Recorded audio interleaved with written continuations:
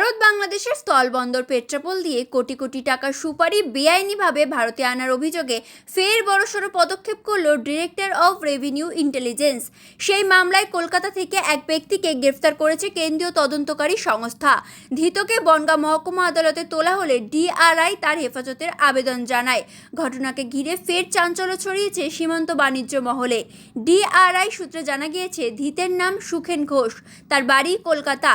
অভিযোগ, দীর্ঘদিন ধরে পেট্রাপোল স্থলবন্দর দিয়ে শুল্ক ফাঁকি দিয়ে বিপুল পরিমাণ সুপারি ভারতে আনার চক্রের সঙ্গে তিনি যুক্ত ছিলেন। তদন্তে উঠে এসেছে, এই বেআইনি কারবারের মাধ্যমে সরকারের বিপুল পরিমাণ রাজস্ব ক্ষতি হয়েছে।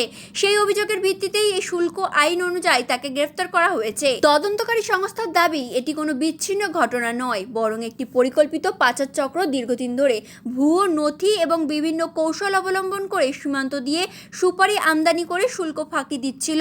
সেই চক্রের সঙ্গে জড়িতদের চিহ্নিত করে তদন্ত চালিয়ে যাচ্ছে ডিআরআই। এই মামলায় এর আগেও একাধিক ব্যক্তিকে গ্রেপ্তার করা হয়েছে। ডিআরআই সূত্রে দাবি, সুখেন ঘোষকে নিয়ে এখনো পর্যন্ত মোট 9 জনকে গ্রেফতার করা হয়েছে।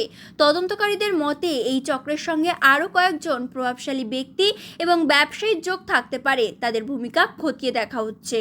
মোট 9 জনকে গ্রেফতার করেছে। এটা কাস্টমসের একটা ট্যাক্স ইভেশন নিয়ে মামলা। সেখানে ওনারা বিভিন্ন কনসার্ন এবং বিভিন্ন ব্যক্তিদেরকে এখানে গ্রেপ্তার করছেন এবং সেটা নিয়েই মামলা। কারা করছেন গ্রেপ্তার? নির্ভর করে এই মামলাটা অ্যারেকা নাটস বা বিটেল নাটস যেটা হয় সুপারি, সেটা ইভেশনের উপরে ওনাদের পারপোর্টেড ক্লেম যেটা আছে সেটা হচ্ছে এই অ্যারেকা নাটস বা বিটেল নাটসের সাপ্লাইয়ের উপরে ইভেশন আছে ট্যাক্সে, সেটাই ওনাদের পারপোর্টেড ক্লেম। অভিযোগটা কি? অভিযোগ হচ্ছে ট্যাক্স ইভেশন। পারপোর্টেড অভিযোগ হচ্ছে অ্যামাউন্ট কত?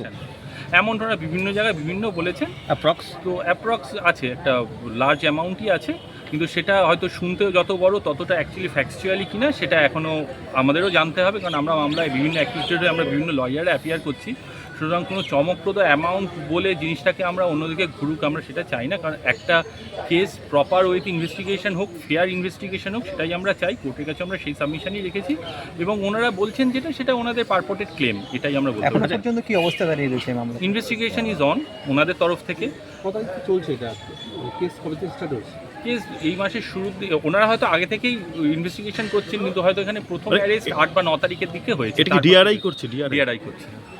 পেট্রাপোল বন্দর কি কোনো সংযোগ আছে? ওনারা বলেছেন আজকে হয়তো কোনোভাবে সংযোগ রয়েছে, একটা পার্ট বলেছেন, বিভিন্ন জায়গা থেকে বলেছেন, তাদের পেট্রাপোলের কথা ওনারা বলেছেন। এই দুর্নীতির সঙ্গে আরো অনেকে যুক্ত আছে এটা বলে মনে হয়? দুর্নীতি আদৌ ওনাদের কেসটা সঠিক কেস কিনা সেটা এখন বিচার্য বিষয়।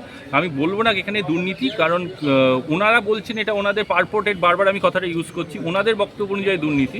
কিন্তু এটা যদি হয়ে থাকে বহু বছর ধরে ওনাদের কথা অনুযায়ী, তাহলে সেটা এতদিন ধরে ওনারা কী করছিলেন? কাস্টমসের যারা বাকি অফিসাররা ছিলেন, যারা ক্লিয়ারেন্স দিয়েছিলেন, তারা কোথায়? তাদেরকে কি অ্যাপ্রিহেন্ড করা হয়েছে? তারা কোথায়? প্রত্যেকে যাদেরকে অ্যারেস্ট করা হচ্ছে তাদের প্রপার ইনভলভ ক্লায়েন্ট যিনি আছেন, হ্যাঁ